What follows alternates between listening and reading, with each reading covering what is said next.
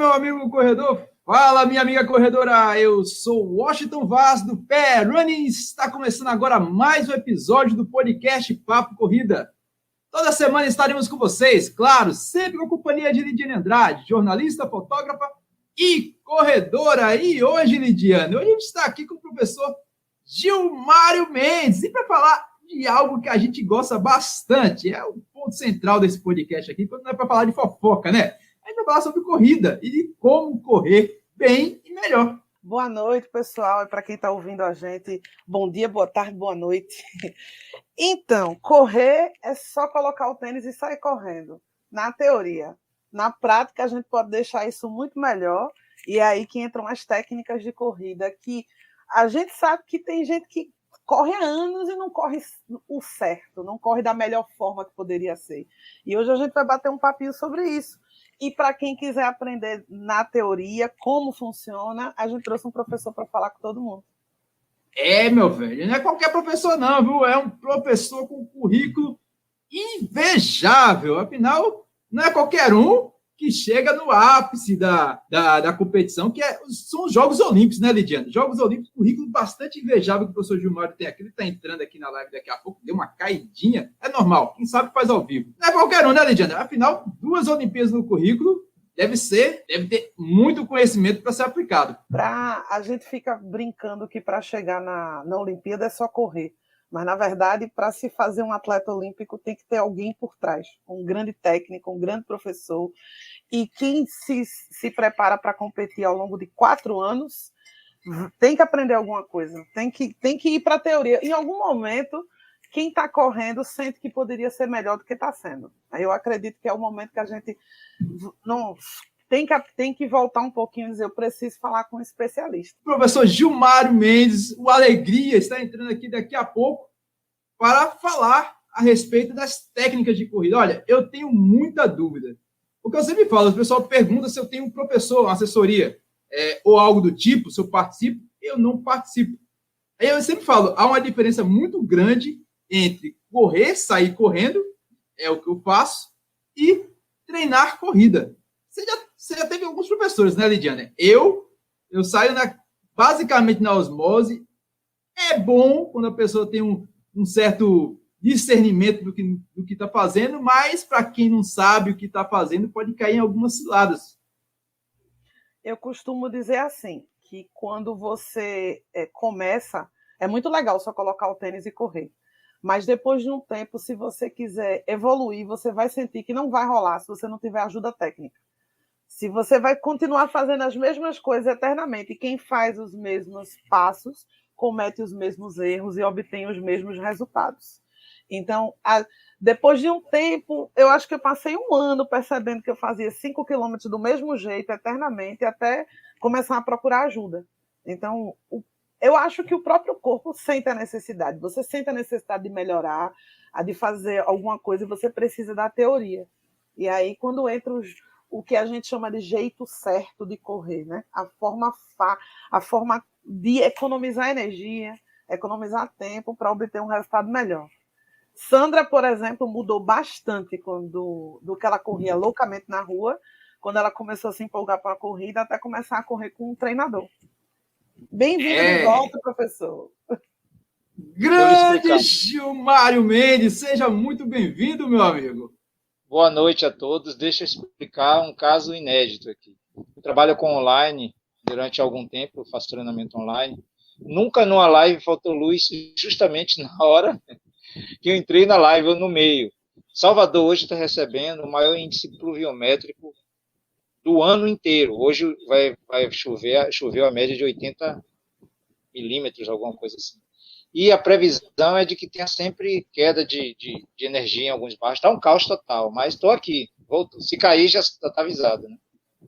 Meu amigo, quem sabe faz ao vivo aqui, e a gente fica muito feliz. A gente estava falando aqui da importância de um treinador, e a gente aqui está com um baita de um treinador, viu? Gilmário Mendes, formado em Educação Física pela Universidade Federal da Bahia, pós-graduado em treinamento esportivo, com formação nível 4 da Federação Internacional de Atletismo, fundador e diretor técnico da Multisport e treinador olímpico, cara. Pequim 2008, Rio 2016. Pô, a gente vai ter muito o que aprender aqui, não é possível. O cara com um currículo desse. Mas quem é Gilmário por Gilmário? A gente quer saber aqui, dar a voz a esse grande treinador aí. O pessoal tá louco aqui para fazer perguntas também. Seja muito bem-vindo, professor. Abraço ao pessoal do PR Running e, em particular, a vocês que me abraçam agora para esse tipo de live, de entrevista e bate-papo, na verdade, né? Então, eu diria o seguinte, há algum tempo, né, mais de 25 anos, eu acompanho as corridas de rua. E nas corridas de rua a gente sempre cria amigos, e dentre os amigos, o pessoal de Pernambuco, Caruaru, de Recife, de várias cidades do interior onde eu fui corridas de rua, e até eventos de pista também, na pista Santos Dumont, a gente fez muitas amizades, vários corredores, tanto o pessoal de Garanhuns, pessoal de elite, as cidades do interior. Já treinei alguns atletas de Pernambuco também. A galera de Garanhuns, alguns já treinaram comigo, Marcos, o Leão, Enio, que é da edição Caetano, né? Enio Cleiton, ganhou a maratona, inclusive, que Maratona Maurício Nassau, ele é bicampeão. E treinando com a gente. A primeira vez que teve uma premiação de R$32 mil na prova, nós ganhamos no masculino e no feminino.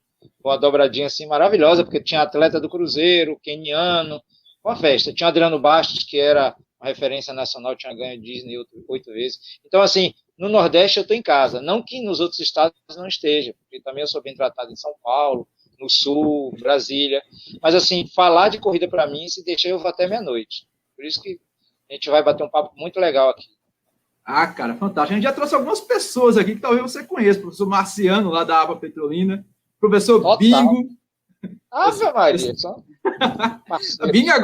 Bingo agora tá um verdadeiro YouTube. O cara praticamente transmitiu todo o Campeonato Pernambucano de Atletismo.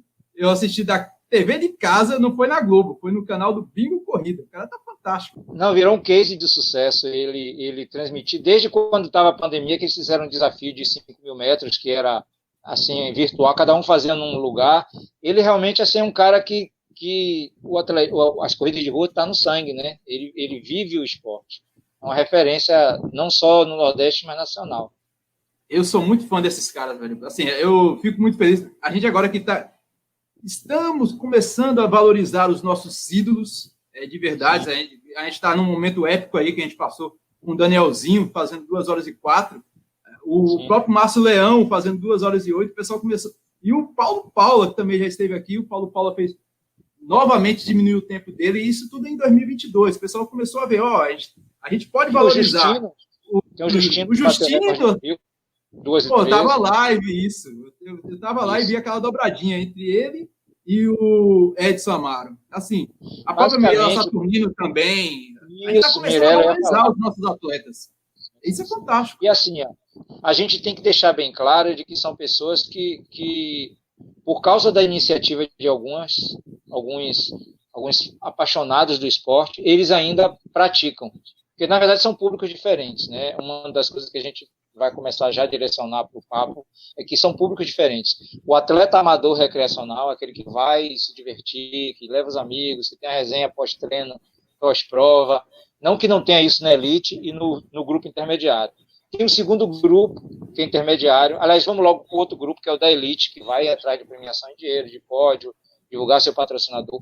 E tem o do meio, que a gente chama, eu classifico de serious runner. Tem até um livro em inglês dedicado a esse público, que é aquele atleta assim, que ele não tem o talento ou o tempo disponível de um atleta de elite. Mas ele não vai lá, tipo, quanto eu vou dar uma corridinha de 40 minutos para tirar essa barriguinha.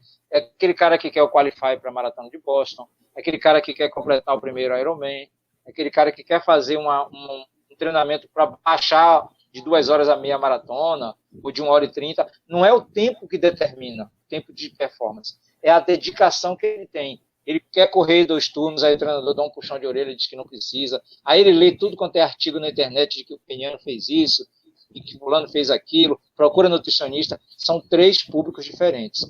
O pessoal amador, nada contra, ótimo, boa base do público que eu trabalho é amador.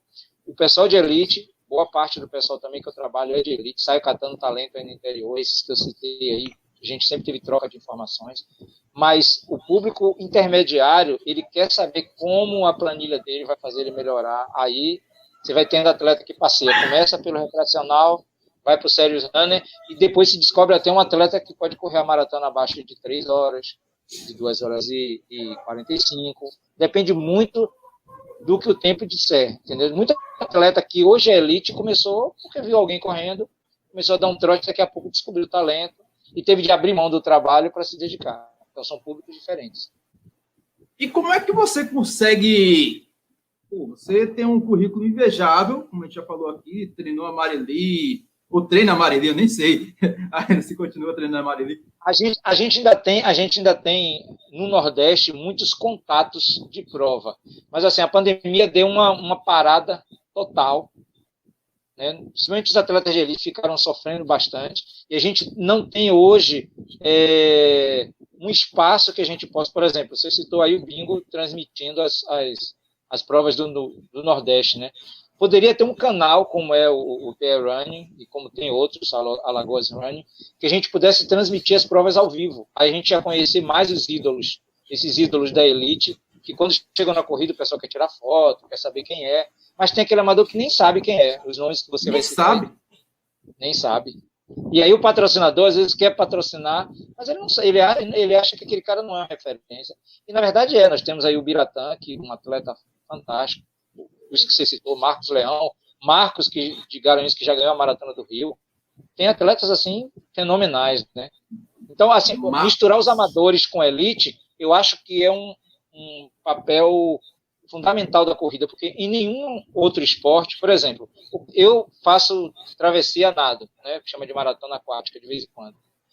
Dificilmente você vai nadar na mesma prova que o César Cielo na piscina, que o Michael Phelps, mas numa São Silvestre você larga na mesma prova que o campeão olímpico, que o Danielzinho, entendeu como é? Mesmo que tenha uma elite ali separada, mas você pode aquecer junto, pode ir lá no hotel de elite, é o mesmo ambiente. E eu falo isso sempre. Por exemplo, eu corri com o Márcio Leão na corrida de São José de Vertentes. Isso... O Márcio Leão não, né? No mesmo ambiente, né? Com o Márcio Leão, a largada foi a mesma. A Lidiane não perdoa. No mesmo lugar. Ela é ácida, meu amigo. Eu corri com o Márcio Leão. Correu com os kenianos também, correu com o Márcio Leão e João Pessoa, mas no mesmo ambiente. Ah, mas ele estava na mesma faixa de asfalto, eu falo que eu corri com ele. Planeta, né? Estava no mesmo bairro os dois. É porque no momento que larga a ele, às vezes larga junto, né? A gente não tem, no Brasil, poucas são as corridas que separam a elite, a largada da elite da largada geral. Eles largam todo mundo junto e eles largam na frente, ou infelizmente eles precisam driblar o pessoal amador que quer largar na frente, isso atrapalha pra caramba, é uma coisa que eu queria muito que fosse resolvido, porque vai acabar um dia machucando seriamente. Mas o pessoal larga na frente, mas só larga junto. Porque na maratona de João Pessoa, por exemplo, que o Washington estava lá, não deu 1 minuto para a diferença se abrir. Foi gigantesca a distância, em menos de 1 minuto. Então você estava no mesmo ambiente. Mas é isso que eu estou falando. Essa é a magia. Quando o cara realmente... Tem gente que gosta de correr, mas não se liga nesse lance do atletismo. E conhecer os ídolos. E, pô, quando eu fiquei sem saber, por exemplo, você falou aí de João Pessoa. Eu fiquei doente, eu fiquei feliz por ter completado minha maratona depois de 2 anos, acho que completou quase 2 anos em virtude da pandemia, mas eu fiquei doente porque eu não conheci o Giovanni dos Santos, e era a minha oportunidade ali de conhecer, ele foi campeão dos 21 quilômetros. Eu disse, caramba, qual vai ser a próxima oportunidade que eu vou ter para tirar uma foto e conversar e falar que eu admiro o cara? Assim, perdi, mas 15 dias depois eu estava feliz por ter visto o Justino Pedro, que eu já tinha corrido com ele em provas menores, a ganhar a Maratona do Rio. Estava lá, 15 dias depois. Acho que a gente correu São José da Vertentes, que é uma corrida para 300 pessoas, com o José Márcio Leão, que ele foi campeão. Meses depois, ele veio conquistar o 5º lugar da São Silvestre. E, tipo, parecia que era novidade um pernambucano chegar e conquistar isso. Assim, mas a gente tem grandes atletas aqui e grandes treinadores. Eu acho assim, só para poder acrescentar o que você está falando, eu acho que falta na cultura da corrida a gente colocar que esses ídolos falem um pouco mais, verdade, sejam mais articulados, para que quando eles cheguem numa corrida seja mesmo uma referência. As pessoas queiram tirar foto e o patrocinador que está patrocinando a prova diga, pô, bem que meu nome podia estar na camisa daquele cara ali, porque todo mundo está tirando foto, todo mundo vai reverberar isso na internet. Acho que a gente ainda não chegou nesse estágio, mas com certeza vai chegar. Bacana. E, professor, você vê diferença? Você que treina aí, pô, fiquei feliz demais que treinou o Marco Antônio, velho. Eu sou muito amigo do Marco Antônio. O Marco Antônio está treinando para Maratona de Porto Alegre. Está virado da Gota Serena, lá em Garanhuns, em Paranatama, treinando para maratona para conquistar um grande resultado. Mas você vê a diferença entre treinar um Marco Antônio, que está buscando lá as cabeças da Maratona de Porto Alegre, e treinar um Washington, um Alidiane, por exemplo?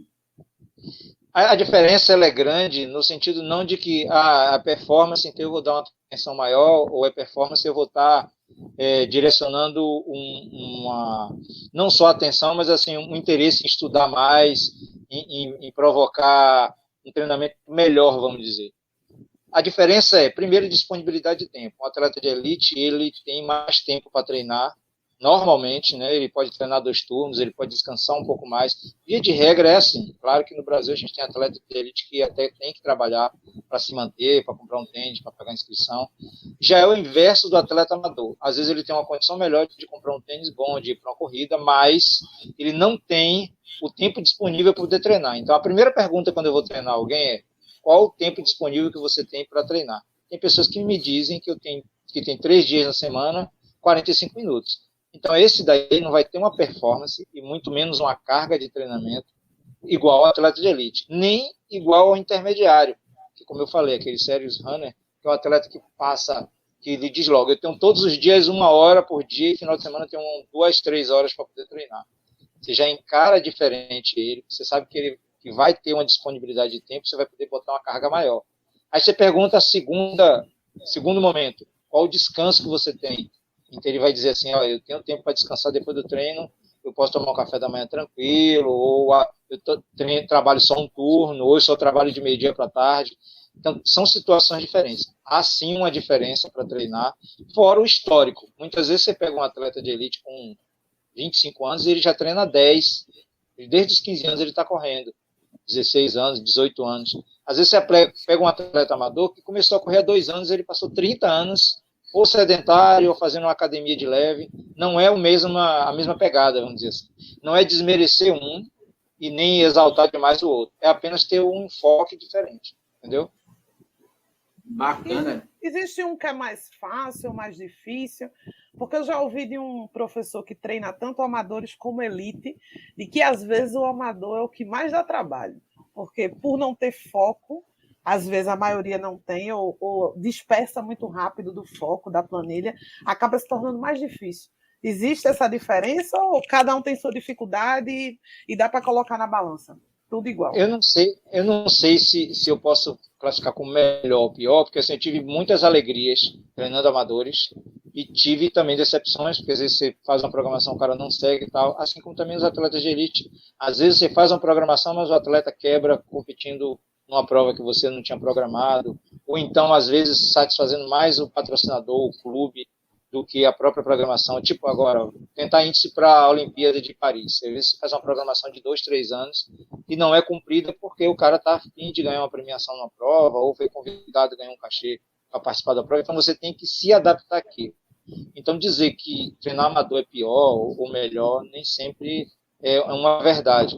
É às vezes mais difícil, porque o atleta amador, alguns eles terminam se empolgando na hora da corrida. Assim, vamos colocar um exemplo: você é sedentária, começa a caminhar, daqui a pouco começa a correr. O cardiovascular vai desenvolver muito mais rápido do que o neuromuscular. Então, quando você começa a aumentar muito o volume, esse impacto no asfalto em geral, o pessoal corre no asfalto ou no concreto, na calçada, né? Ele termina provocando algumas dores. E aí você pede ao amador para intercalar com caminhada, para usar uma bicicleta na academia, ou até pegar uma bicicleta para poder fazer um trabalho alternativo, ou nadar, ou fazer qualquer outro esporte que não seja correr todo dia. E tem amador que diz: não, eu tenho que, para melhorar, correr todo dia, porque eu li em algum lugar, porque um blogueiro falou isso, ou porque um atleta me disse que treina todos os dias 2 turnos, então por que eu não treino pelo menos 1 turno? Então você ter isso bem claro para o amador, às vezes é difícil. Mas também tem atleta de elite que você é meio teimoso, assim, ele tem um histórico de performance, machuca às vezes, e quer voltar muito rápido, porque tem uma prova que paga uma premiação que ele acha que vai entrar no pódio. Às vezes ele viaja, quer chegar em cima da prova, às vezes por falta de grana quer economizar uma diária, então ele chega no sábado à noite para correr uma maratona domingo de manhã. E assim, cada um tem o seu perrengue, cada um tem a sua dor de cabeça. Então não é condição única você achar que o amador é melhor ou pior. Tem assessoria de amadores que jamais se candidatariam a treinar elite. E tem pessoas que treinam elite que jamais iam querer treinar amador, porque já entraram numa vibe de saber como funciona cada grupo. Ou seja, ele já tem uma linguagem que se adapta ao amador e já tem uma linguagem que se adapta à elite. É muito raro você, talvez conte na palma da mão, um treinador que tenha um grupo forte de elite e tenha um grupo grande de amadores. Às vezes você tem um grupo forte de elite e passa treino para alguns amadores. Às vezes você tem um monte de amadores e 1 ou 2 atletas de elite lhe pede para passar um treinamento, porque é da mesma cidade que você e tal. Então tem pessoas que conseguem conciliar isso, conciliar amadores e elite e intermediários, sérios runner, ao mesmo tempo. Então é uma proposta muito diferente, mas que quando tem sucesso é maravilhoso. Meus melhores resultados foram intercalando amadores com elite. Por quê? A elite tinha uma grana, ou tinha uma vontade de competir, aí os meus atletas amadores, às vezes um colaborava pagando uma inscrição, dando um tênis usado, às vezes até comprando um tênis, às vezes pagavam hospedagem. Eu sempre consegui intercalar, misturar esses dois públicos. Eu acho um crime você ter que separar. Elite só conversa com a elite ali, e amador só conversa com o amador, porque acho que o pessoal da elite não vai ter amizade. Acho muito bom quando esses atletas que você citou aí terminam assim, caindo nas graças do povo, né? Ah, pô, vem aqui, Marco, vem aqui fulano na minha tenda aqui, comer alguma coisa, tirar uma foto com a gente. Acho isso interessante, porque há uma necessidade de haver um reconhecimento do pessoal de elite e, ao mesmo tempo, também de que o amador se conscientize que sem ele a prova não existe. Não existe prova só de elite, a não ser a prova de pista. Mesmo a São Silvestre, se tirar os 20 mil participantes, não tem muita graça. Fantástico ouvir isso, porque ultimamente, assim, as mais antigas, né? Eu vejo uma rixa muito grande entre os corredores de faixa etária, de alto rendimento, questionando que hoje as corridas mudaram, porque hoje as corridas visam mais o amador do que os corredores de alto rendimento ou aqueles corredores canelas secas que brigam ali pelas primeiras posições ou pelas faixas etárias. Existe esse, se colocar uma prova apenas para canela seca, para faixa etária, a prova não vende. Eu sempre falo isso. E tem de corredor que não consegue entender isso. Hoje mesmo eu acho engraçado. O que eu acho engraçado desse tipo de visão é porque, na verdade, o amador treina se ele conseguisse, ele queria ser aquele dali. Rola uma briga porque a corrida tem um foco para a elite ou porque tem prêmio só para a elite, mas no fundo tu tá treinando para chegar a ser Márcio Leão, né? Você queria estar ali. O engraçado é isso. Sentir inveja ou alguma coisa assim quando aquele é o foco. Pô. Na verdade, o que eu sinto é admiração. Quando eu vejo uma Mirella correndo, eu digo, era assim que eu queria correr, mas não dá, mas eu queria. Mas entenda, eu acho, pelo que normalmente vocês comentaram, que há uma dicotomia. A culpa de ter provas que focam mais no amador e não tem premiação, e que aí a elite reclama, não é do amador. É uma opção do organizador. Por exemplo, se você tem uma prova que tem a premiação boa e tem um número grande de inscritos, parabéns para o organizador. Então, qual é o erro? Quando você bota uma prova com 3 mil pessoas, você não separa R$1.000 para dar para o primeiro lugar, aí o atleta de elite ele não quer nem pisar lá. Aí alguém alguém do amador diz assim, pô, mas o atleta de elite nem veio prestigiar uma prova grande dessa. Mas, pô, ele não tem R$180 para fazer a inscrição e não ganha nada, sendo que no interior tem uma prova que cobra R$50 e que dá R$500, que seja. Já é para pagar as contas dele, é para pagar um bujão de gás, é para comprar um tênis à prestação. Então, assim, não é o amador que tem culpa da elite ser alijada do processo. E também não é culpa da elite quando uma prova, a prova tem uma premiação alta, mas o trânsito não foi interditado, faltou água, mas aí a premiação da elite, eles souberam colocar. Não, o organizador ele tem que fazer umas contas assim, meio que dá para pagar a organização toda, dá para pagar, eu tenho algum lucro e sobrar algum para a elite, é diferente de quando uma marca que patrocina faz questão de pôr. Eu tenho o Márcio Leão aí, que fez 2 horas e 8, eu tenho o Justino, né? Eu tenho o Daniel. Eu queria ver muito a minha marca no número desses caras pendurados no peito. Por quê? Porque o meu público é o público consumidor do mesmo produto que a corrida consome. Então, aí você junta a fome com a vontade de comer. Porque o cara vai dizer que dá um buraco muito grande no orçamento, você tirar 3, 4 mil reais para botar numa premiação, não é. Agora, se as corridas não vendem o suficiente, e aí você privilegia a camiseta de dry fit, a medalha, a água, o trânsito, o som e tudo, o atleta de elite diz, pô, mas não tem nem 500 reais, tem nem um tênis em primeiro lugar, eu não vou lá. Então, nesse ponto, eu estava conversando antes da live aqui, as provas do interior estão conseguindo captar os atletas mais fortes do estado, de todos os estados, do que as provas da capital. Aí vira o que chamam aqui em Salvador de corrida de academia. Porque parece que quem está ali na corrida é aquele povo de que malha na esteira, que participa. E na verdade não é. Tem corredores intermediários bons que querem baixar a marca, e o percurso favorece. Só que se tivesse uma elite, eles se sentem, pô, eu fui 10º numa prova que o Leão ganhou, imagina. Pô, eu acho que tem a contar isso para todo mundo. É fantástico, velho. Eu vejo as provas no interior. Eu sempre falava, minha noiva estava até aqui agora na live, não sei se ela está ainda, a Sandra. Ela é aluna do Marcelo Avelar. Ela é atleta, os sérios, como você definiu aí. É um daqueles atletas que, enfim, ela sempre fica liberando os pódios.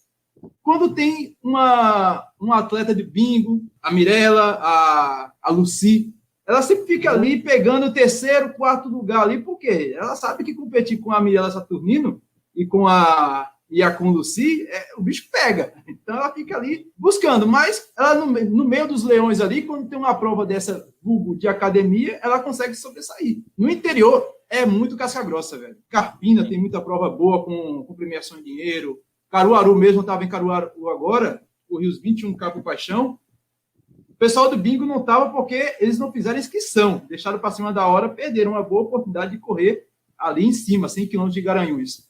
Mas as provas são muito pesadas no interior e falta o que tem no interior aplicar em Recife, cara, porque eu acho um absurdo uma prova com 3 mil pessoas feito circuito das estações, colocar uma inscrição a 180 pau e o troféu tem a qualidade inferior ao troféu que eu vi em Caruaru esse final de semana, a medalha.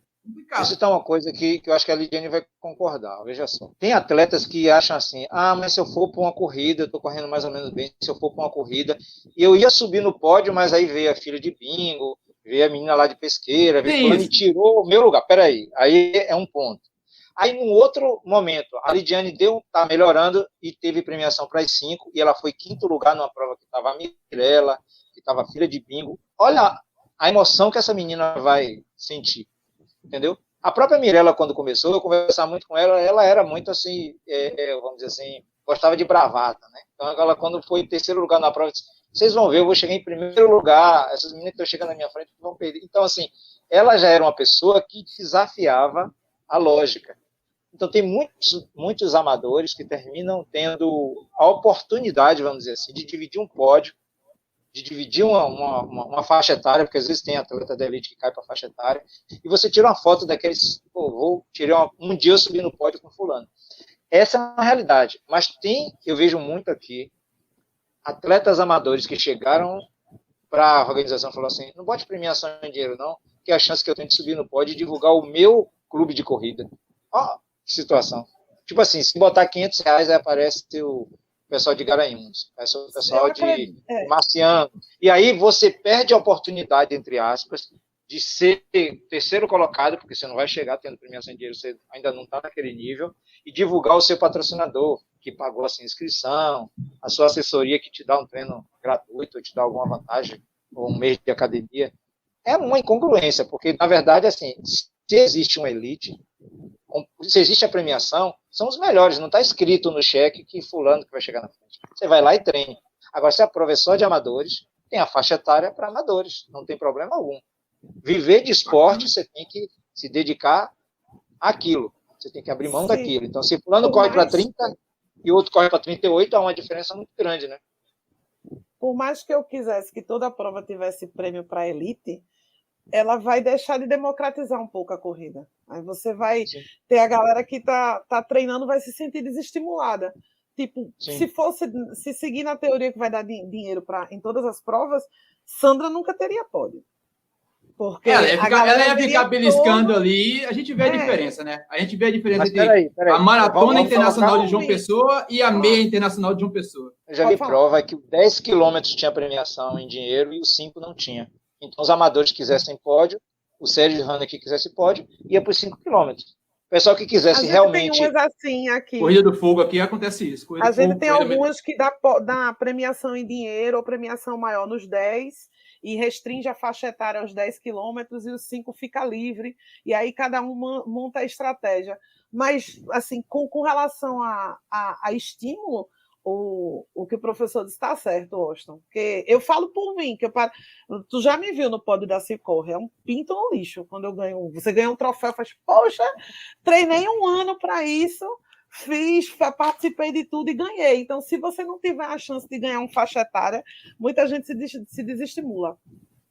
Mas deixa eu lhe contar um outro lado da moeda. E aí tem a ver, por exemplo, com Marcelo Avelar e outros, não ele especificamente, que ele tem uma assessoria, mas aconteceu durante uma temporada muito grande em São Paulo. Começou a ter muita prova de amador só com troféu e medalha. E aí os atletas ali ficavam boiando. Não atleta no nível Daniel, o Paulo de Paula, mas atletas assim bons, não excelentes. Então o cara corria para 31 nos 10, é um tempo muito bom. Mas ele não brigava numa São Silvestre nem perto do pódio. Sabe o que as assessorias faziam?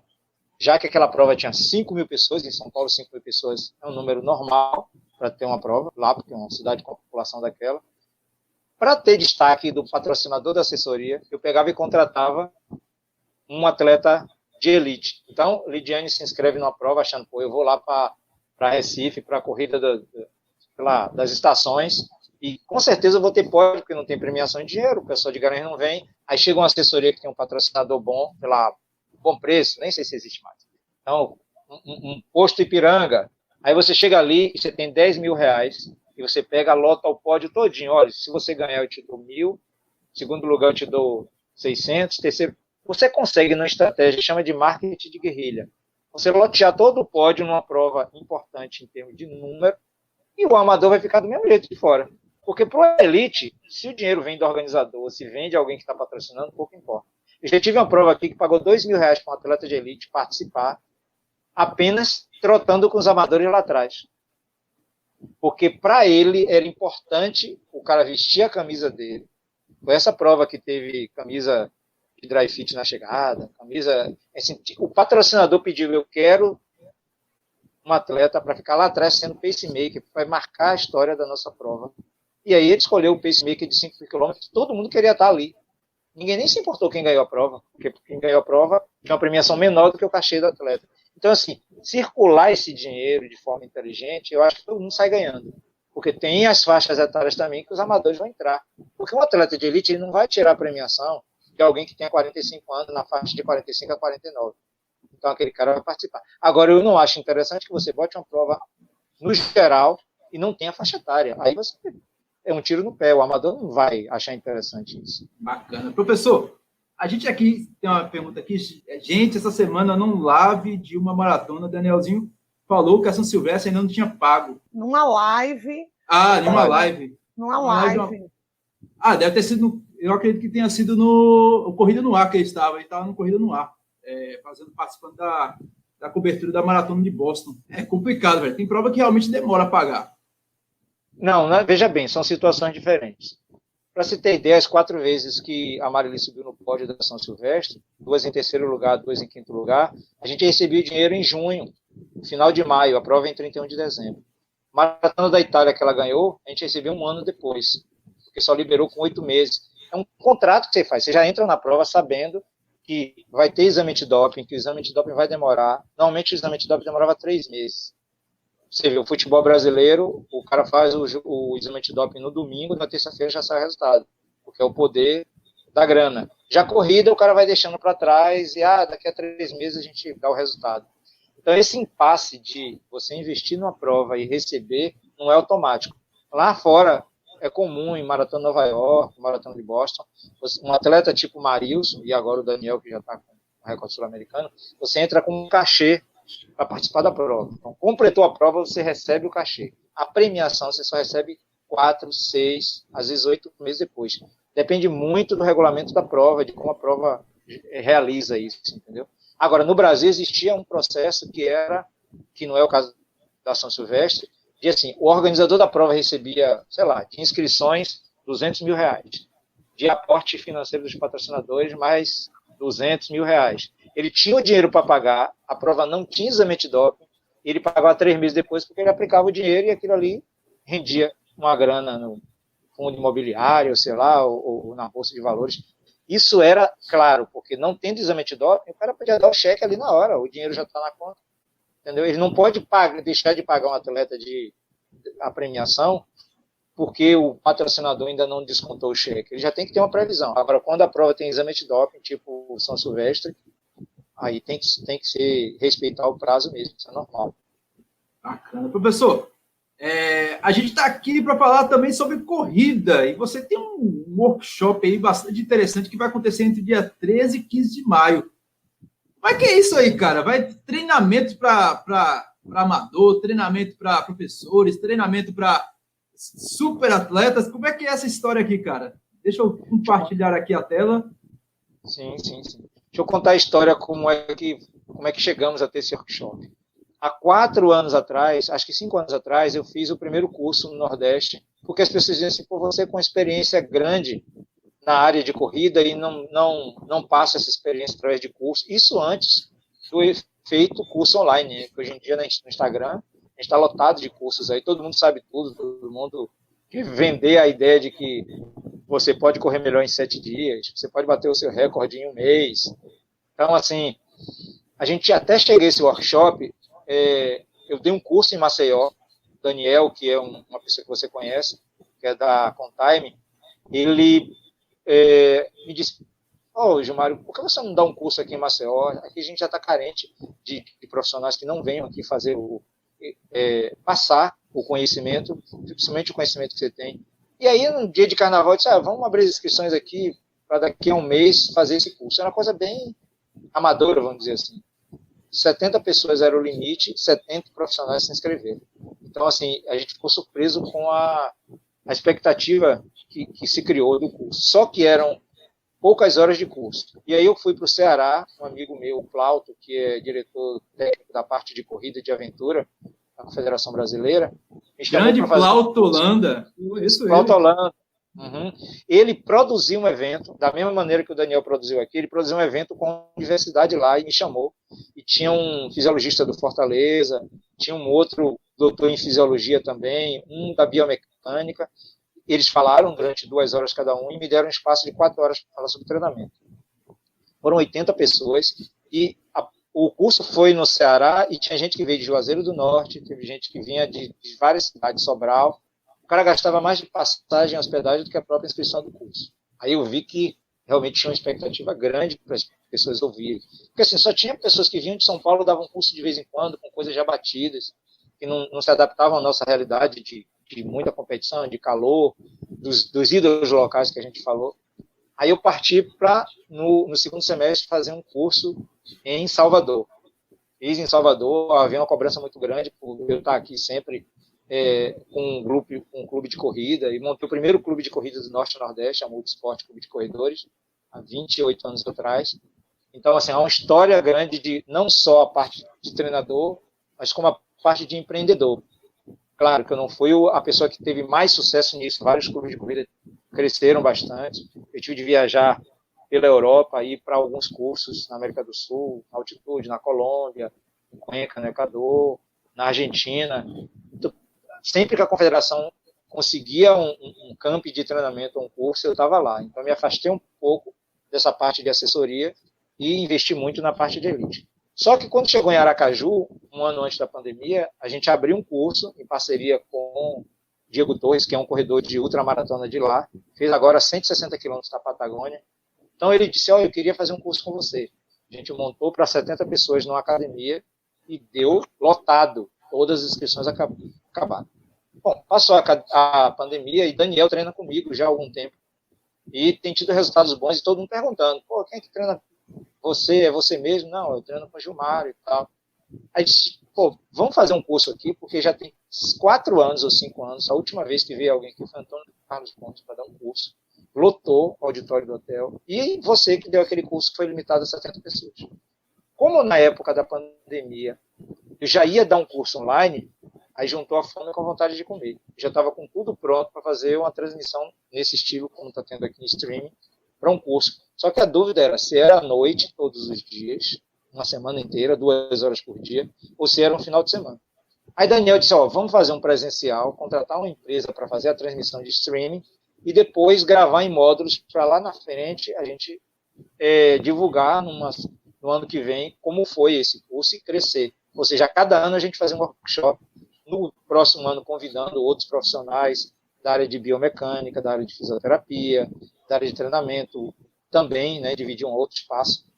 Então, o workshop é isso. A gente vai ter 12 horas, desde a sexta à noite até o domingo de manhã, falando de métodos novos de treinamento. Porque, assim, o corredor, em geral, e alguns treinadores, têm alguns métodos como, alguns modelos de treinamento como intervalado, que é comum chamar de tiro, né? Vou fazer treinamento de tiro, fartlek e o longão. Mas só tem isso, e o treino regenerativo, né? A rodagem. A gente vai destrinchar que existem métodos de treinamento dentro dessas vertentes. Como você fazer um intervalado baseado num teste de 3 km ou numa prova de 5 km. Como prever um tempo numa prova de 10 km ou não na maratona, quando você faz um teste de 5.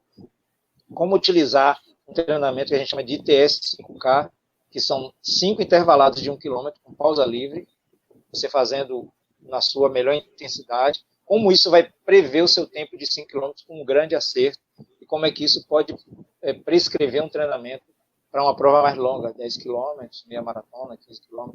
Então, assim, alguns métodos que eu venho aplicando com atletas amadores e com atletas de elite já há algum tempo, a gente vai colocar nessas 12 horas, vai fazer um teste prático e a pergunta é, esse curso é fechado para professores da área de educação física? Os outros eram, porque eram estritamente técnicos. Esse a gente vai falar de estratégia de marketing para você trabalhar com o público amador nas assessorias. A gente vai falar da estratégia de adesão para aquelas pessoas que ainda não voltaram para a academia ou não querem voltar. Treinamento em casa, então fortalecimento muscular para treinamento de corredores.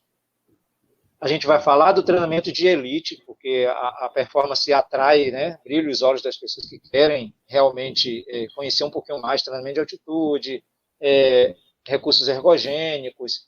A gente vai citar algumas situações de treinamento, de planilha de treinamento que a gente fez com atletas que ganharam o Maratona de Recife, tiveram resultados em provas mais curtas.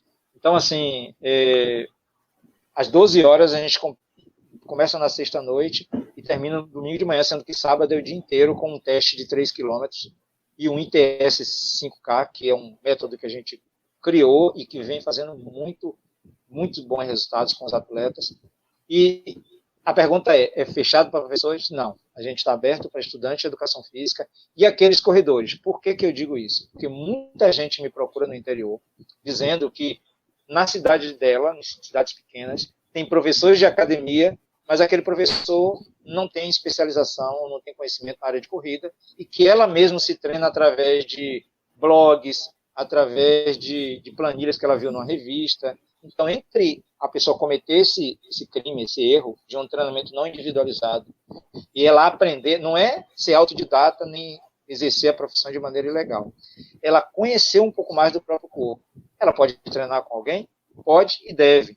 Com alguém que tenha especialização, que tenha conhecimento, que seja formado em educação física, é o melhor caminho. Mas, de repente, ela é líder de um grupo de corredores, a gente vê isso em algumas cidades, o próprio Daniel me fala, em que aquela pessoa que é um pouco mais experiente, as pessoas confiam tanto nela. Por exemplo, eu treino um atleta em União dos Palmares, chamado Júlio, daí de Alagoas. Ele foi campeão amador da Maratona do Rio, largando no Povão, fez 2 horas e 30. Ele largou 5 minutos depois da elite, ainda passou um monte de gente da elite. Ele virou uma referência local. Então, muita gente pede treinamento a ele. E ele diz, não, eu treino com um professor online, procure ele, e a pessoa não quer. Então, para amenizar isso, eu treino alguns amadores de lá, mas outros terminam recebendo uma informação de treinamento através dele. Ele não quer, ele não cobra, ele não ganha dinheiro para isso. Só que entre uma pessoa não treinar ou procurar um treinamento de planilha de internet de uma pessoa que nunca viu ele, e o meu atleta amenizar o estrago, não deixar que aquele atleta amador comece de maneira errada, eu passo todas as informações, porque eu sei que ele não vai estar tomando a minha vaga. Então, assim, muitos atletas amadores, eles têm um interesse do conhecimento. Agora, obviamente, o nível técnico do curso é para a formação de treinadores de corrida, para a melhora dos treinadores de corrida e para aperfeiçoamento daqueles que acham que ainda tem alguma ideia a trocar com o treinador. Deu para entender? Bacana. O legal disso, né, Lidiane, é porque informação é muito diferente de conhecimento, né? Eu acho bastante até a frase que o professor Gilmário colocou aqui no release do curso, conhecimento é poder e libertação. Eu digo mais, muita gente confunde informação com conhecimento. Isso, na minha área de tecnologia, isso eu aumento até para dado. A gente tem bastante dados, números soltos aí, tem bastante informação solta por aí na internet, mas transformar dado e informação em conhecimento, poucas pessoas sabem e poucas pessoas conseguem pegar esse conhecimento e aplicar na prática. E um treinamento como esse, voltado para a corrida, ajuda bastante, né, Lidiane? Eu acredito que a corrida de rua tem um grande pecado, que é o excesso de informação. Eu vou até me defender aí, que tudo que eu escrevo no site do Pernambuco Running, eu pergunto a professores, tá? Não é uma coisa assim que vem da minha cabeça, não. Além de pesquisar, porque a gente sabe que qualquer pessoa hoje pode escrever um texto sobre corrida de rua. Então, a corrida ela tem tanta coisa falando que é interessante você fazer um curso específico para aprender a se melhorar, buscar informação de confiança. Eu acredito muito nisso, porque um dos maiores pecados do corredor é ficar perguntando um ao outro, porque a gente fica brincando de telefone sem fio. Um diz que essa planilha é perfeita, mas perfeita em que situação? Aí, quando vê, já tem 30 pessoas com a mesma planilha que necessariamente não tem nada a ver com a sua vida. Exatamente, Lini. Uma das coisas que a gente vai falar no curso é como individualizar um treinamento. Porque é o seguinte, vai você e o Washington fazer um teste comigo. Só que aí eu pergunto, quanto tempo você tem disponível? Você diz que tem 3 dias na semana, 1 hora por dia. E o Washington diz, olha, eu posso treinar 5 a 7 dias. E qual é o objetivo que vocês têm? Eu queria melhorar minha marca de 5 km e completar o primeiro 10. Aí o Washington diz, não, eu queria correr a primeira maratona abaixo de 3 horas. Eu tenho uma meia para 1,35 e queria ver se eu dobrava ali, se eu melhorava. Eu já bati na trave 2 vezes. Aí já começam a desenhar universos diferentes. Aí você vai olhar qual histórico de lesão que você tem. Bom, eu já fiz cirurgia no joelho e já tive dor na coluna, trabalho muito tempo sentado. Aí o outro já vai dizer assim, não, para mim tá tranquilo, só que eu comecei a correr tem 2 anos, e o outro começou a correr há 10 anos atrás. Um tem mais experiência, mas também tem um corpo mais castigado, mais pancado. Aí um vai dizer assim, eu tenho tempo para poder tratar com fisioterapeuta se for necessário, ou ter um nutricionista para me orientar, e o outro vai dizer, não, eu não tenho tempo, só quero a planilha de treinamento. São realidades diferentes, a gente não consegue fazer a mesma planilha para todo mundo. Eu posso fazer o seguinte, vocês correm num ritmo parecido, querem correr, correm no mesmo horário, querem fazer aquela amizade, aquela resenha, de estar junto ali. Então, você tem um amigo que faz 15 tiros de 400, ele faz uma média de 1,30 a 1,40. E o outro faz de 1,40 a 1,50. Eu posso dizer, olha, vocês podem fazer o tiro junto na planilha tal dia, mas respeitando que um vai estar mais inteiro, o outro vai estar mais cansado. Então, você que está mais inteiro faz uma pausa, vai chegar primeiro, vai ter uma pausa maior, mas você ocupa a sua pausa de maneira ativa, trotando num ritmo um pouco mais rápido. É uma estratégia. Quer ver outra? Eu tenho atletas de um nível muito bom lá em União, que um corre tiro para 2,55, mas o outro corre para 3,10. Se eu separo esses dois, os dois vão cair de nível. Então, como é que eu junto um nível diferenciado em 15 segundos para os tiros de 1.000? Eu faço com que um dê tiro até os 800 junto e depois trote, e o outro acelere nos últimos 200 metros, até que esse que corre para 3,15 melhore de nível e o outro não caia tanto de nível. Às vezes tem um que treina para maratona e o outro gosta de 10 km. Então esse daqui faz uma parte do treino mais leve, mais rápido do treinamento da maratona, e quando esse mais rápido sai, o outro completa o treinamento com volume.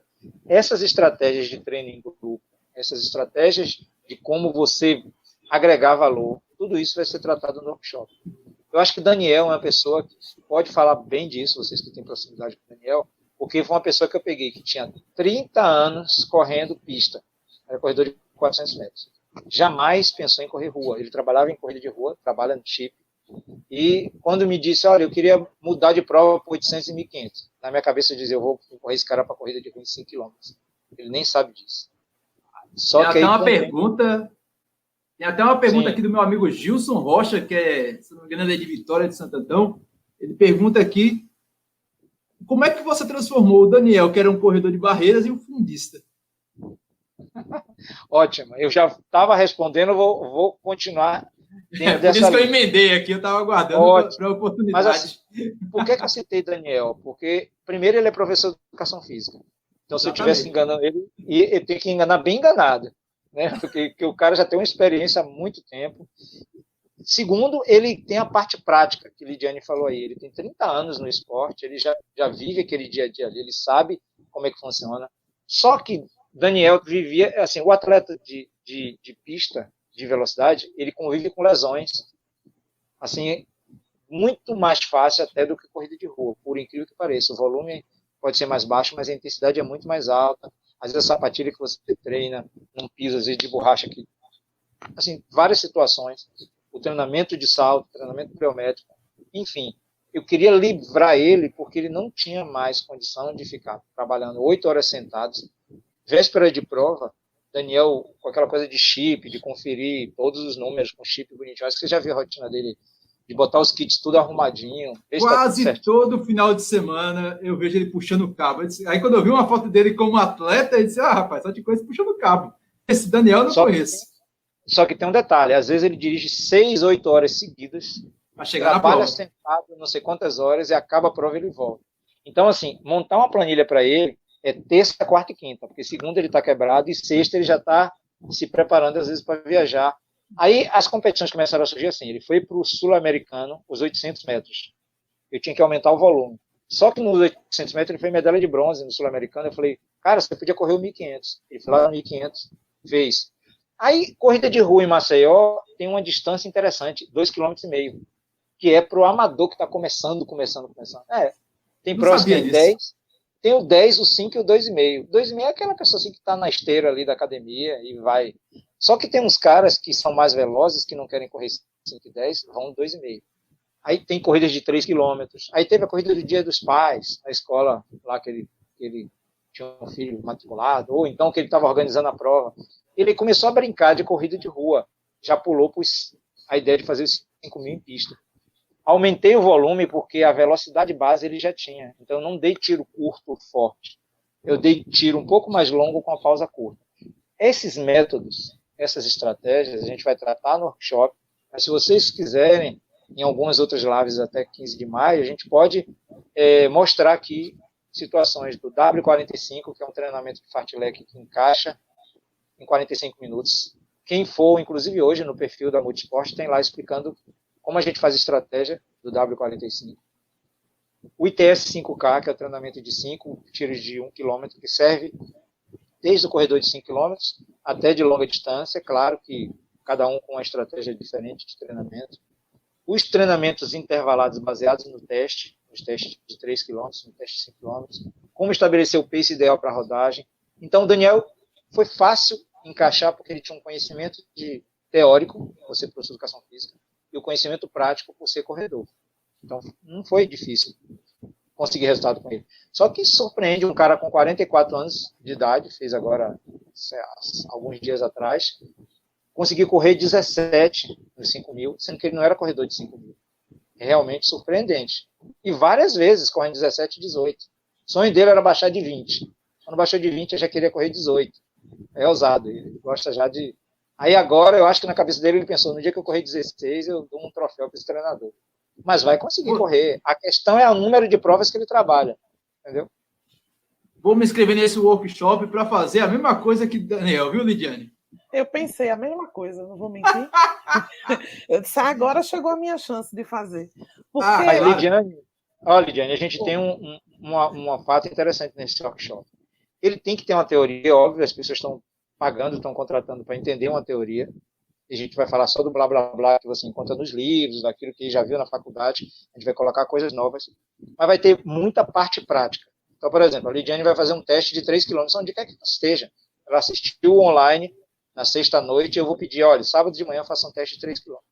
Ela vai me trazer o resultado, e eu vou dizer assim, olha, 10 de 400 você faça nessa média aqui, com uma pausa X, se você tiver esse objetivo Y. Faça 15 de 400, com essa pausa Z, se você tiver o objetivo W. Faça 5 de 1.000, se você, baseado tudo no teste de 3 km que você fez. E você pode perguntar a Daniel que eu não procuro uma outra forma. Essa é a fórmula do teste de 3 km. Ah, mas eu não quero fazer um teste de 3 km, eu fiz uma corrida de 5 km, a minha melhor corrida foi domingo passado.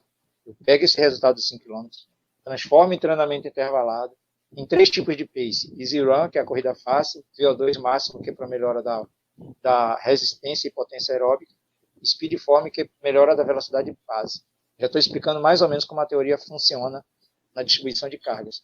E aí eu vou ver disponibilidade de tempo, histórico de lesões, objetivo e distância que a pessoa quer correr, uma série de fatores que a gente quer colocar para que a pessoa diga assim, olha, eu não sou um atleta de elite, um atleta de performance, porque eu não tenho tempo disponível, porque eu comecei há pouco tempo, porque eu estou acima do peso.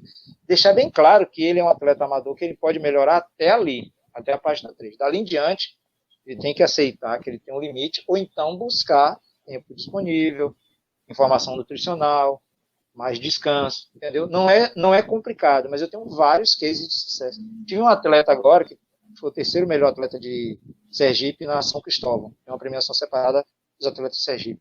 Na pandemia, ele rompeu os ligamentos, ele tinha um problema já grave, e fez uma cirurgia, e passou 6 meses entre muleta, caminhada, fisioterapia, e ele voltou trotando a 6 km, acima do peso, o joelho não tinha flexibilidade para dobrar todo, o fisioterapeuta trabalhando com paciência. Então, assim, cada caso é um caso. Eu não vou conseguir milagre com todo mundo, mas tem pessoas que estão comigo há 20 anos, tem pessoas que estão comigo há 6 meses. O de 6 meses não vai querer o mesmo resultado daquele que eu já conheço, ciclo menstrual, que eu já conheço quando a pessoa já está com a fadiga crônica de tanta competição, de tanto treinamento, eu preciso dar férias. Funciona mais ou menos assim. O que eu quero é que quem faça o workshop saia dali com mais conhecimento para dizer assim, entre o Washington e Lidiane, eu tenho como individualizar as planilhas. Não dá para fazer planilha por manada, todos iguais. Eu tenho ex-atletas de assessorias e de pessoas, eu não vou citar o nome aqui, de outros estados, que terminam fazendo um treinamento em que o cara descobre que é igual ao do cara de Pernambuco, que é igual ao cara de Alagoas, que é igual ao cara da Bahia, que é igual ao cara de São Paulo, que não muda absolutamente nada. Ele não fez uma entrevista para dizer assim, qual o seu objetivo, tempo disponível, histórico de lesões, você corre no asfalto, em terra batida, qual o seu calendário das próximas 3 competições. Então, assim, você tem que realmente fazer uma anamnese bem escrutinada para a pessoa lhe dar todos os dados, você dizer assim, eu consegui melhorar a Lidiane de 25 minutos nos 5 km para 22, mas houve uma melhora. Eu consegui melhorar o Washington de 19 para 18. E o Washington só baixou 1 minuto, o Lidiane baixou 3, mas cada um melhorou com o que tinha. Esse aqui é o nosso case de sucesso aqui, que o Gilson Rocha perguntou, o nosso barreirista que virou um fundista e também presta serviço aí nas cronometragens das corridas. Melhor empresa de chip do Norte e Nordeste, eu considero. Com timing. Ser representante da MyLapse no Brasil não é pouca coisa, não. Pra você ter ideia, a MyLapse é quem faz a Maratona de Berlim, a cronometragem da Maratona de Berlim. Fez a cronometragem do Break2, do Eliud, quando ele baixou de 2 horas. Fez da Olimpíada de Tóquio. Então, assim, é uma prova, é uma empresa fantástica e o representante no Brasil é o Daniel. Bacana. E aqui no Nordeste, cara. O cara tá aqui do ladinho e tá sempre aqui em Pernambuco. Muita gente, quando olha o livro de corrida ou workshop, a tendência é pensar, mas eu já corro bem, mas eu já sei correr. Às vezes você precisa de uma refinada e não existe ninguém que saiba tudo. Esse é um fato. Cada vez que você lê um livro, que você vê uma palestra, eu vejo muita palestra sobre corrida de professores, e você aprende uma coisa interessante. Talvez você precise de uma polida, que não necessariamente significa entrar numa assessoria ou comprar uma planilha de um professor, ter toda uma assistência. Às vezes um workshop é o suficiente para você entender certas coisas que você está fazendo errado e melhorar. Veja bem, Lidiane, o que a gente tem para concordar com você é o seguinte: eu já tinha 20 anos de experiência nessa área, comecei bem cedo, assim, desde a época da faculdade eu já botei na cabeça que era corrida a minha área. E quando eu comecei a acumular experiência de pódio de São Silvestre, de índice olímpico, de provas lá fora, de maratonas que eu ia tentar o índice, sempre tinha alguma palestra, sempre tinha alguma coisa no Congresso Técnico, coisa que não tem mais no Brasil. Antigamente tinha, toda corrida grande, vamos dizer aqui, corrida Duque de Caxias em Salvador, convidava um técnico de referência nacional, ou até mesmo regional, para falar durante meia hora alguma coisa, e os corredores ficavam atentos. Agora só tem entrega de kit, e todo mundo vai lá para comprar um tênis, comprar um gel, é uma escolha do mercado. Mas lá fora existe assim, uma palestra, existe às vezes uma conference, que eles chamam, né? Uma conferência de congresso técnico mesmo. Então, eu sempre busquei informações, mesmo tendo 20 anos de experiência na área.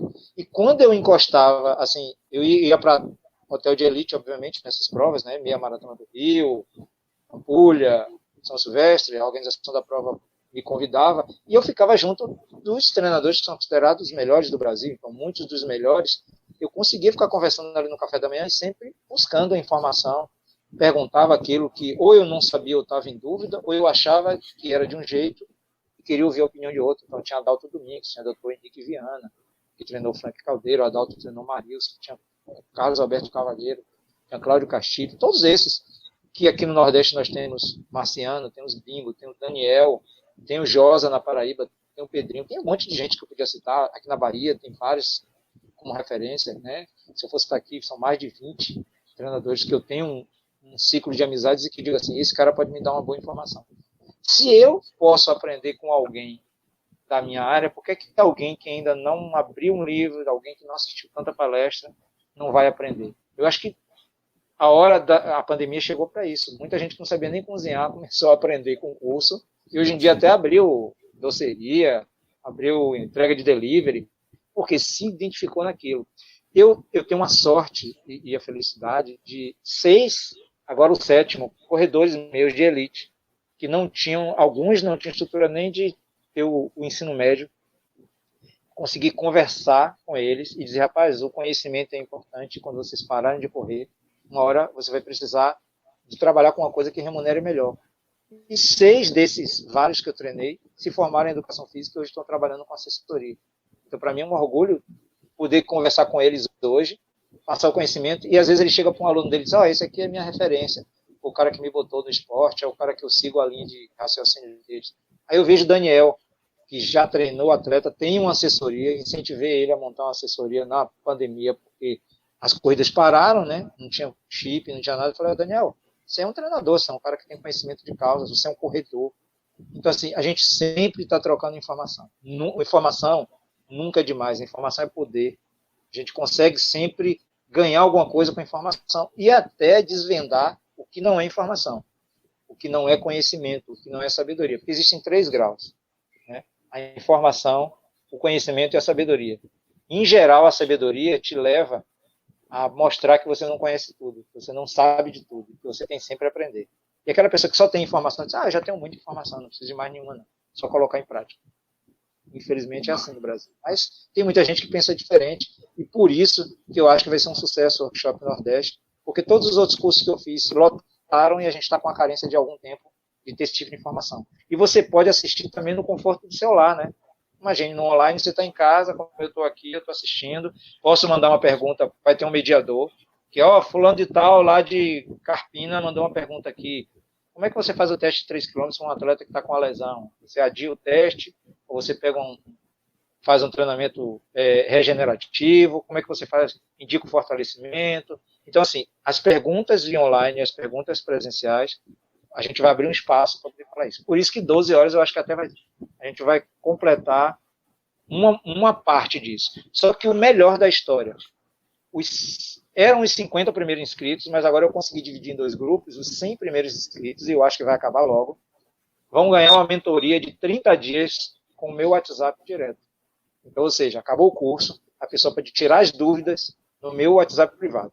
Isso não quer dizer que ela vai treinar comigo, eu não quero que ela saia do treinador dela, ou se ela tem uma assessoria, se ela fecha a assessoria dela para mandar os alunos para mim, nada disso. É sobre marketing na área de assessoria, sobre empreendedorismo, sobre treinamento em grupo, sobre treinamento individualizado, sobre melhora de performance. Durante 30 dias, no meu WhatsApp, um grupo de pessoas vai ter esse privilégio, essa oportunidade de trocar uma ideia comigo. Eu acho isso inédito, pelo menos os outros cursos que eu fiz, eu nunca vi isso. E quando eu lancei, foi com a ideia realmente da gente criar um vínculo, um espaço para dividir o conhecimento, não só no Nordeste. O nome é Nordeste porque a gente vai visitar algumas capitais. No segundo semestre, provavelmente, a gente vai para uma outra capital fazer um prático. A gente já tem convite para 3 capitais.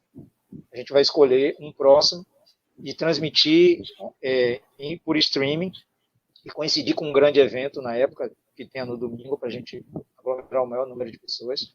E vai ser sempre assim, trocando ideias. Bacana, cara. Eu lembro que você falou aí dos congressos que acontecem no dia da prova. Aqui, pelo menos no Recife, não acontece muito bem isso, não.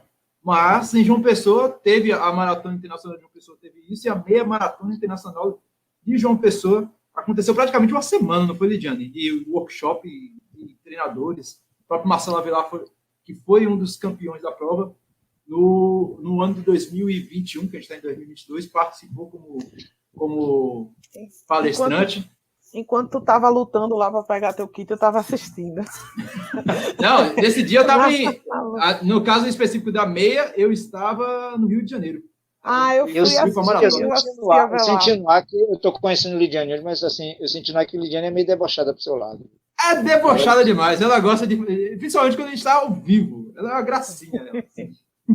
Amo, mas eu sempre falo para o pessoal dar uma assistida, principalmente quando pessoas como Marcelo Avelar se disponibilizam para falar, quando o Gilmário vem para uma corrida para falar antes, porque ele, principalmente quando é um atleta, um treinador que corre, porque quando ele ainda é como o Avelar, que é campeão, ainda corre, ele tem muita coisa para falar.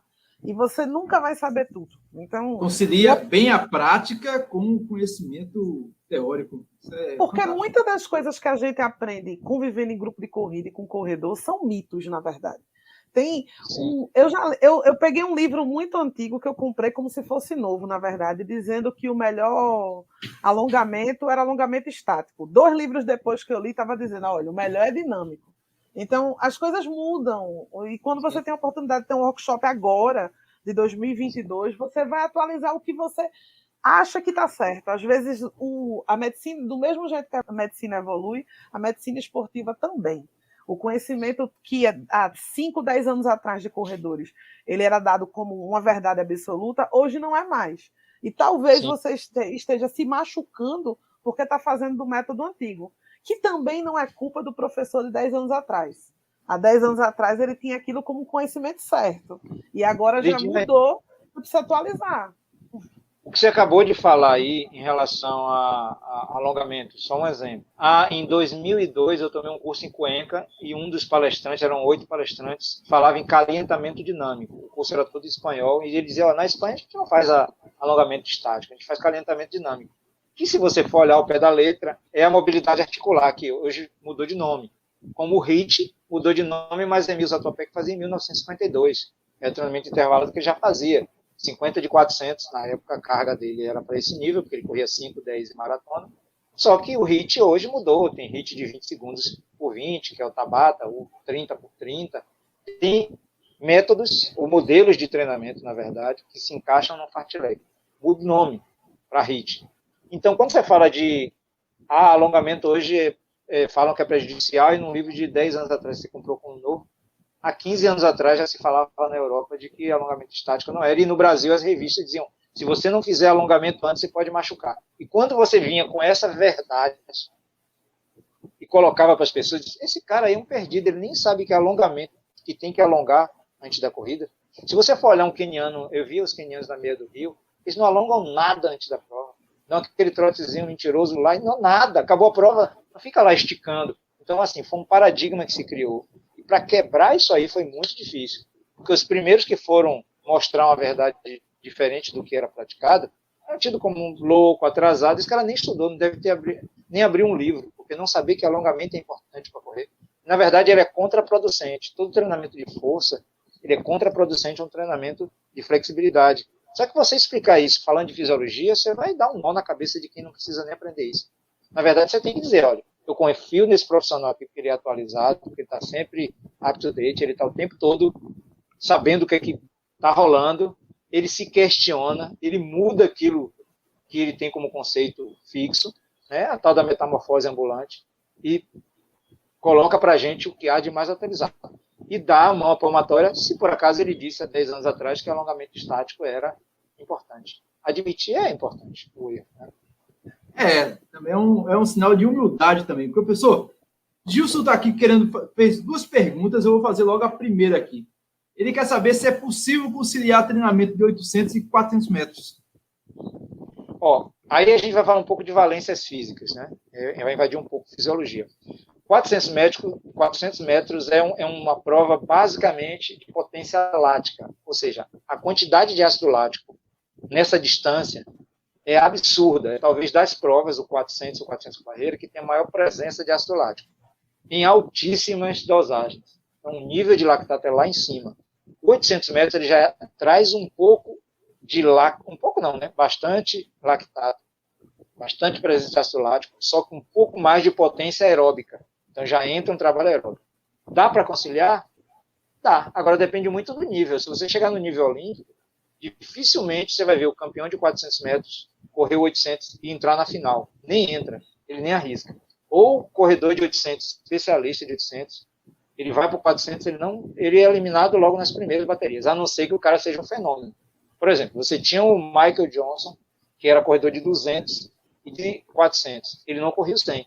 A técnica dele de corrida, ele era recordista mundial, 200 metros. Demorou anos e anos para bater o recorde dele. Só que ele era especialista em 2 distâncias muito próximas de presença de ácido lático. Um era de velocidade pura, com pouco ácido lático, quase nada, e outro ácido lático, mas dependia da velocidade. Já 800 e 1500, eles são mais próximos.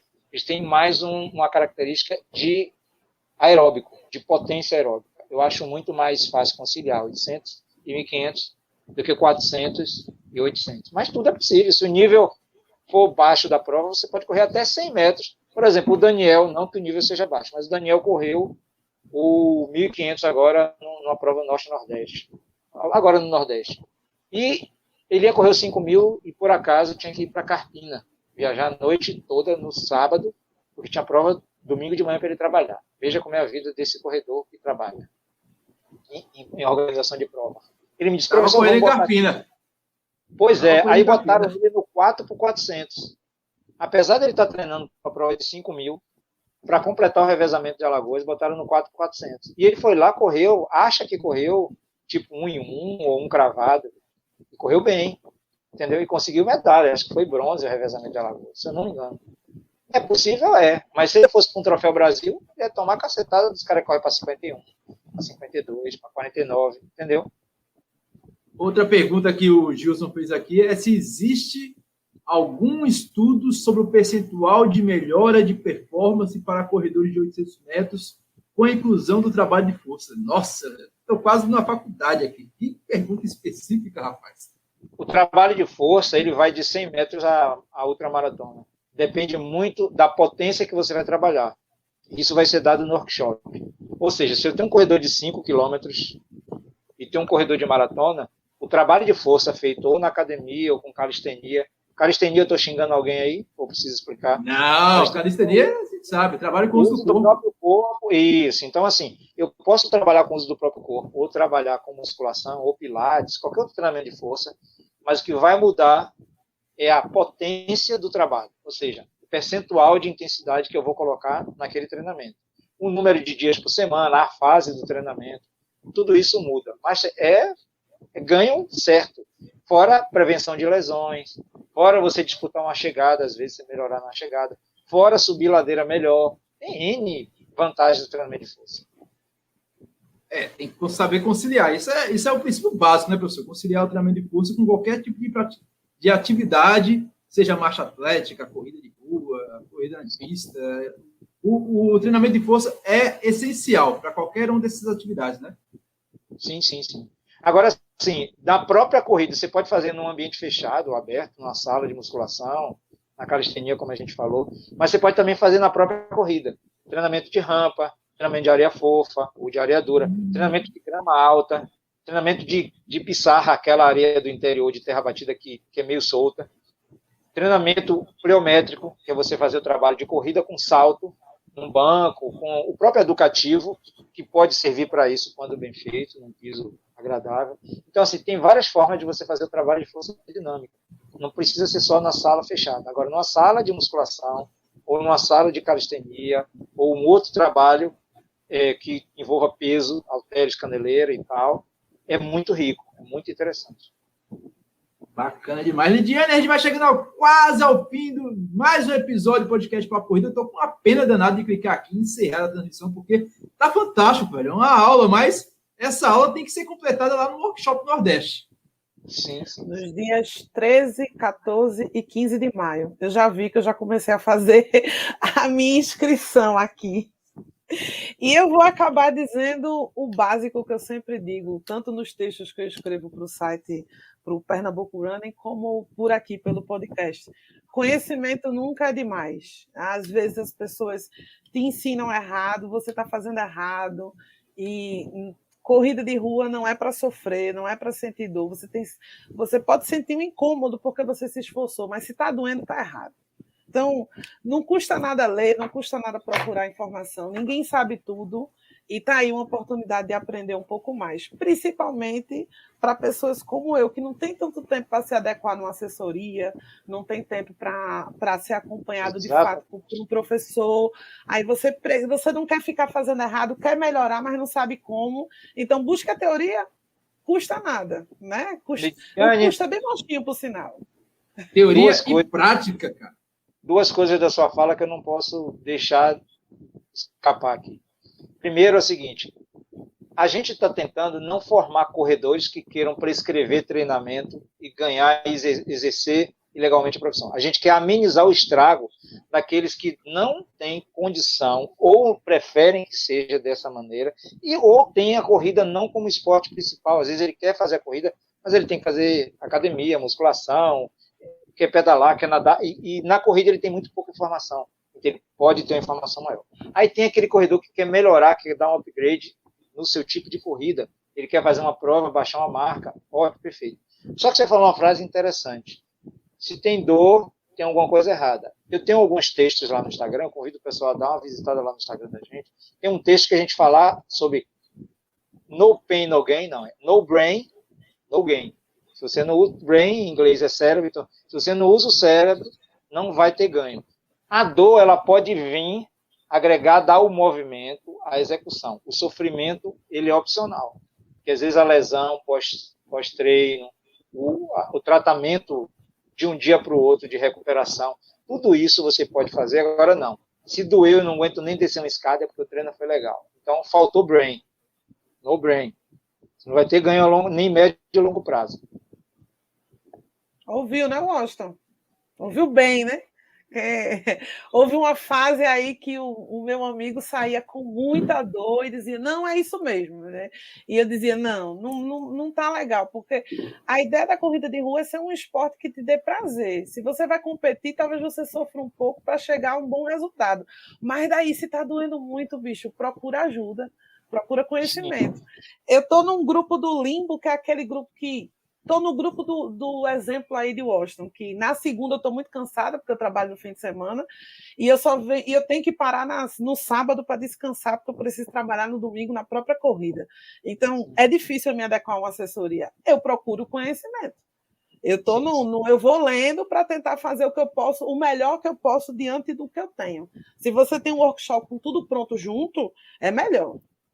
Eu acho, né? Aconselho. E outra, além do workshop, você vai ter 30 dias de mentoria para poder tirar dúvidas comigo individualizadas. Não são dúvidas assim, você vai saber de fulano que quer saber qual é o tênis melhor para correr. A dúvida dele que não interessa a você. É o WhatsApp privado. Você vai ter acesso a um WhatsApp privado. Pode ser que num grupo eu socialize a sua dúvida, porque eu acho que todo mundo vai ter aquela dúvida. Olha que dúvida interessante você teve aqui.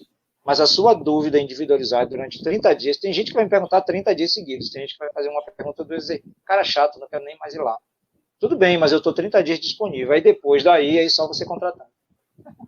Fantástico, cara. Olha, pessoal, professor, a gente vai chegando ao fim de mais um episódio do podcast para Corrida, mas eu tenho que fazer aqui a pergunta do Alan Bezerra. Ele pergunta, Washington, pergunta ao Gimário, se possível, se trabalhar com atletas, se trabalha com atletas de elite por zona de frequência. Eu acho que foi isso que ele perguntou. Pronto, deixa eu dizer, Alan é um atleta de elite lá de Sergipe, já treinou comigo uma época, inclusive, mesmo na época que não estava treinando comigo, teve um excelente resultado na Maratona do Rio, é um atleta que tem, inclusive, participou de provas paralímpicas, né, de provas de pouca visibilidade, então, de deficiência visual, porque tem os vários níveis, né, de deficiência visual. Chama de baixa visão. Então, ele é um professor de educação física hoje, que trabalha com alguns atletas, e ele fez uma pergunta interessante. Eu participei do simpósio brasileiro agora de periodização. Tinha alguns caras muito bons, o preparador físico do Júnior Cigano e do pessoal do boxe daqui da Bahia. Tinha um cara do triatlo do grupo olímpico do triatlon, né, o pessoal que foi para a Olimpíada, tinha um fisiologista, tinha o Antônio Carlos Gomes. Todos eles foram unânimes em afirmar que frequência cardíaca não é referência para treinamento e sim para controle. Vou citar um exemplo aqui rápido. A pessoa diz, mas eu deveria estar na zona de frequência X para dar determinado tiro. Washington tem bradicardia e Lidiane tem uma frequência cardíaca normalmente alta, por N motivos. Só que aí chega em determinado momento, vai dar a largada e soltar um pitbull na largada da prova. Os dois estão parados. A frequência de Lidiane vai subir para 180, com a mesma adrenalina que vai estar presente ali, e a de Washington vai subir para 140. Os dois vão ter medo, os dois tiveram subida de frequência, mas o número absoluto não funcionou. Os dois não fizeram esforço físico nenhum, ainda não deu nem a largada de prova. Você está um outro exemplo, você está numa corrida e vem um cachorro em cima de você, ou vem um assaltante, sei lá o quê. O esforço físico ali não é o único determinante da frequência cardíaca. Horas de sono, estímulos externos, cafeína, ingestão de carne, uma série de fatores. Como que você vai utilizar a frequência cardíaca? Por exemplo, ciclo menstrual, altitude, a temperatura, umidade e número a temperatura do ambiente. Como que você vai determinar a frequência como prescrição de treino? Agora, a prescrição de controle de treino. Eu treinei o Washington, e eu peço a ele durante 3 dias após um treino forte para pegar a frequência basal. O que é a frequência basal? A menor frequência cardíaca que você pega de manhã cedo. Aí deu, normalmente, 2 semanas atrás estava dando 65, 62, 64. Aí, de repente, deu 73, 78 na frequência basal. Isso pode me sinalizar um pré-overtraining. No caso feminino, se não tiver no ciclo menstrual, pode me indicar uma presença de um resfriado, de uma gripe, de um estresse, de uma imunidade baixa. Então, essas informações paramédicas, elas são importantes através da frequência cardíaca. Agora, o controle do treinamento, a prescrição do treinamento, apenas por segurança para cardíacos. Ou seja, eu tenho um cardíaco, eu vou colocar um treinamento para ele, eu vou ter um monitor de frequência cardíaca para dizer, não ultrapasse 150 batimentos. Só que eu vou ter que ter o exame médico dele, eu vou ter que ter a frequência cardíaca máxima, a frequência cardíaca, a pressão arterial relativa à frequência cardíaca. Aí é uma prescrição para a qualidade de vida. Para treinamento, se você está numa vibe boa, tem gente que diz assim, eu estou no local e o ambiente está bom, está tudo tranquilo, tudo perfeito, a minha frequência cardíaca está X. Se está tudo ruim, está calor, eu cheguei em cima da hora de pegar a largada, nem peguei o guarda-volume direito, entreguei a sacola a um amigo, deu tudo errado o perrengue. A frequência cardíaca dele ele nem aqueceu, já está altíssima, porque pela presença de adrenalina na corrente sanguínea. É simples. Acho que deu para responder a Alana. Disso, acredite se quiser, Washington, disso eu entendo, porque eu descobri que eu era cardíaca eu sofro de pressão alta, mesmo com baixo peso, mesmo quando eu estou mais magra, por causa de treino com frequência cardíaca. Porque antes de começar o treino, minha pressão já estava altíssima, meu batimento estava alto e eu não estava nervosa. Agora, eu queria medir o teu batimento cardíaco antes da corrida. Porque como ele é uma pessoa tensa, juro que eu queria ter um relógio para ler teu batimento antes de começar a largada. Mas eu gostaria de deixar bem claro, Lidiane, não é descartável a frequência cardíaca, de jeito algum. Não, ela depende é uma referência. da pessoa, no meu caso ela não deu certo. Não, ela não é a única e não é a mais indicada referência para prescrição de treinamento. Prescrever treinamento por zona-alvo, zona cardíaca, ela não é a melhor referência, porque existem outras. Se eu fizer um teste de 3 km, vai me determinar o limiar anaeróbico a 80, 85% daquele ritmo. Eu coloco para você o que é easy run, que é uma corrida fácil, trote, o que é uma corrida no percentual de VO2, o que é uma corrida de speedform, de acordo com as distâncias que você vai correr.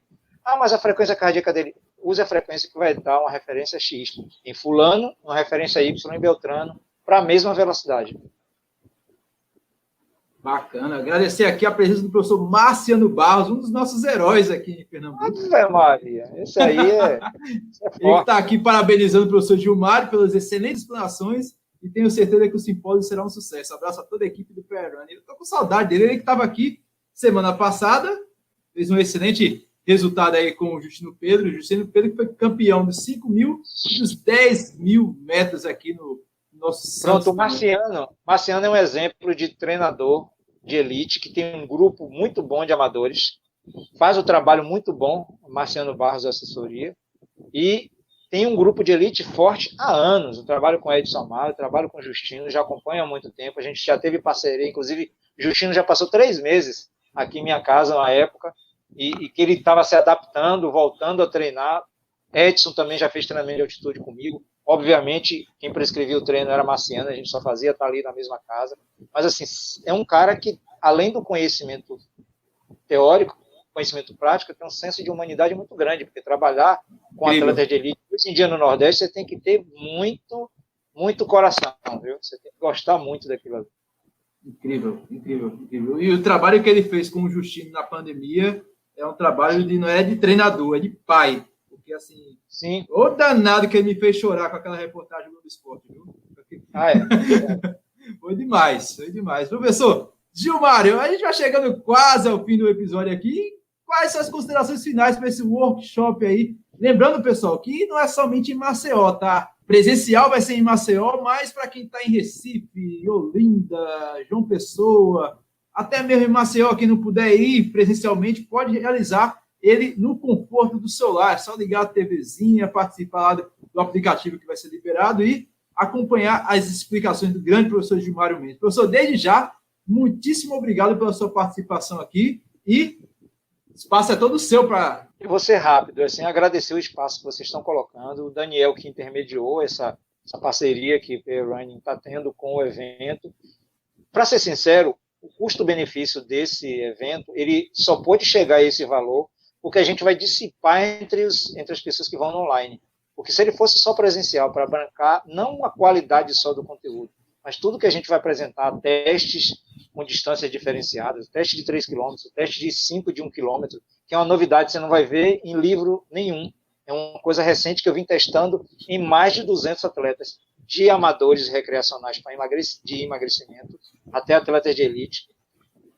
Esse conteúdo, a estrutura que vai ser colocada, a oportunidade de você fazer perguntas, tirar dúvidas, a mentoria 30 dias depois, a troca de ideias, na verdade, porque eu não vou ensinar alguém, eu vou dizer, vem cá, no seu caso, que você tem um atleta com 30 quilos acima do peso, você acha bom fazer educativo assim assado, ou você acha melhor fazer isso aqui, fortalecimento?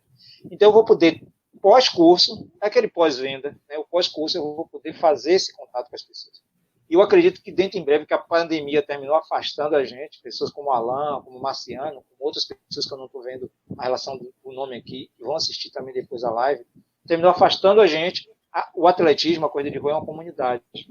A gente precisa estar mais próximo, a gente precisa fortalecer o nosso esporte, a gente precisa vibrar com resultados como eu tive com a Marili, como o Justino, como o Edson, como o Alan teve, como o Biratã aí com o Daniel, com a Pretinha, que era da Paraíba, com N resultados do pessoal de Garanhuns. Todo mundo que hoje fez um resultado levou o nome não só do Nordeste, mas do esporte adiante. E eu torço para que na próxima Olimpíada tenhamos alguém do Nordeste, ou alguém, né, mais pessoas do Nordeste, e que eu possa estar na televisão torcendo para que essa pessoa seja uma referência, seja numa corrida de rua, tirar foto com os amadores, seja participando de uma live, seja dando a colaboração, como hoje o Daniel, uma referência, participa dizendo como é que o treinamento dele é feito, como é que ele está se dedicando, como é que ele chegou lá, e ter o Leão, ter outros atletas que estão fazendo marca como o Justino, como o Edson, e no feminino também a gente precisa fortalecer mais ainda o feminino, e ter vocês participando sempre de eventos educativos e culturais. Agradeço a todos, agradeço ao Perrani, e foi um prazer conhecer vocês.